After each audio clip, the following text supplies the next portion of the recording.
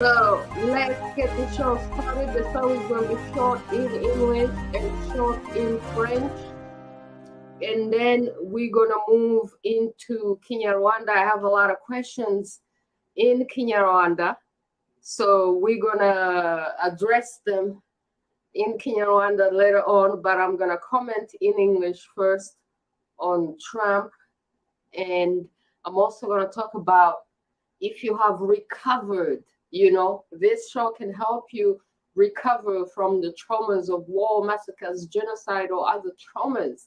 And if you have recovered, how will you know that you have recovered, that you have healed, my people? Today, we're going to talk about some of the signs of recovery and healing and how you can get to that recovery and that healing.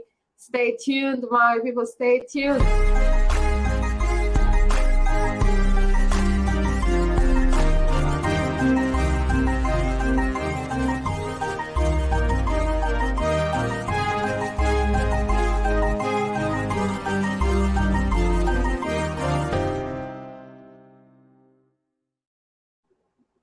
All right, my people, thank you so much for being here. Ausares, Louise, Uwacu, your favorite host, U&I Talk Show in the building. My people, thank you for being here today, April 7th, 2023. How you doing, my people? How you doing?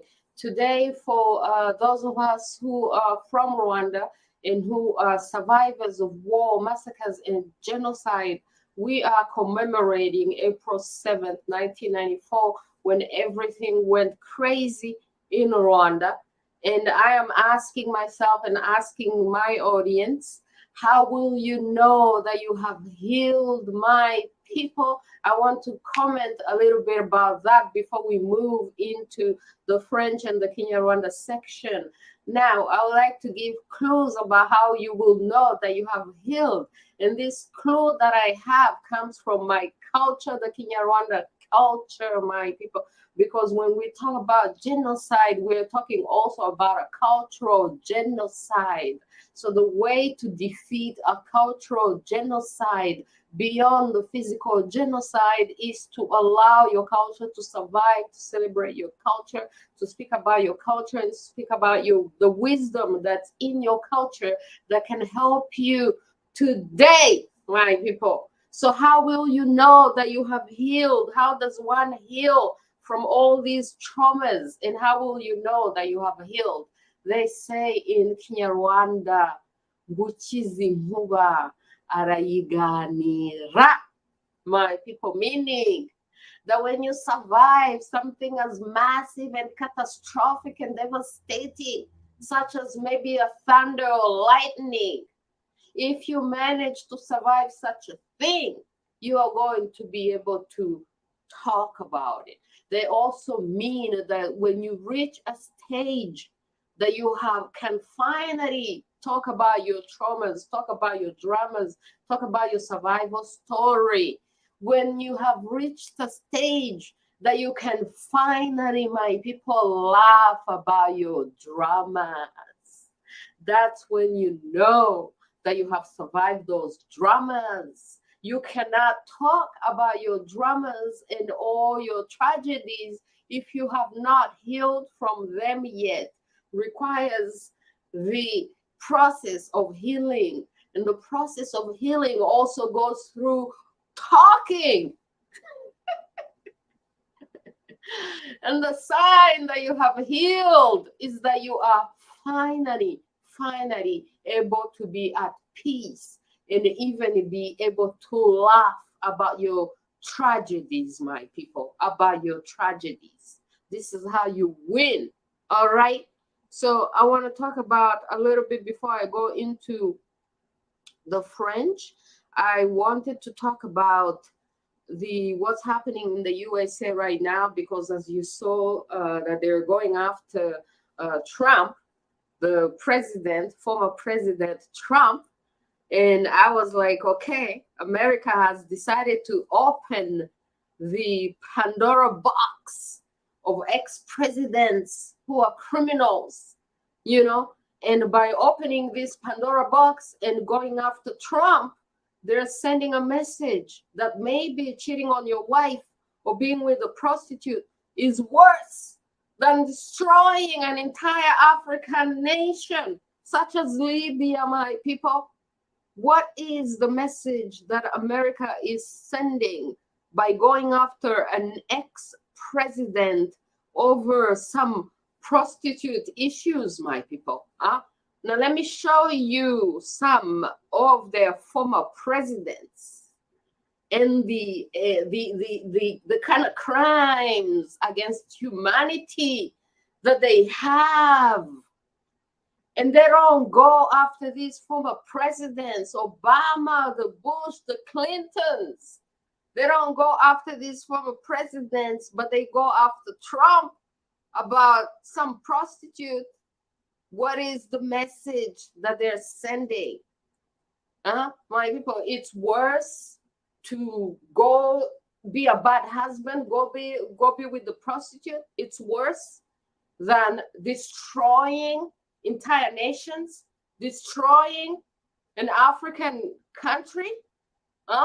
That's nothing. You will not go after those presidents who did that, but you will go after a president because he went to see some prostitute, man. That is some nonsense, my people. That is some nonsense. Kami, I see a comment. I will only say that I'm healed when I will be able to stay calm and in my peace while hearing some statements about those dramas. Yes, you know, sometimes people make ignorant statements about something that you have lived, and then you're like, what? I gotta come after you. I gotta come after you.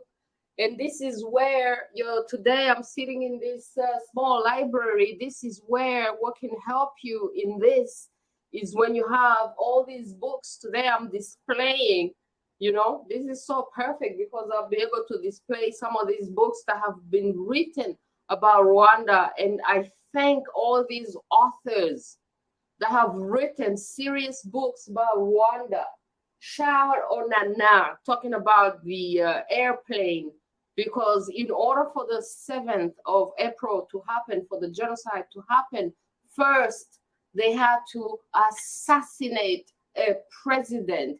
They actually had to assassinate 2 African presidents. Imagine the amount of chaos that it caused in Europe when some European prince, some European royalty was assassinated. And this is what started the First World War or the Second World War. I don't remember exactly because I wasn't directly involved. You know what I mean?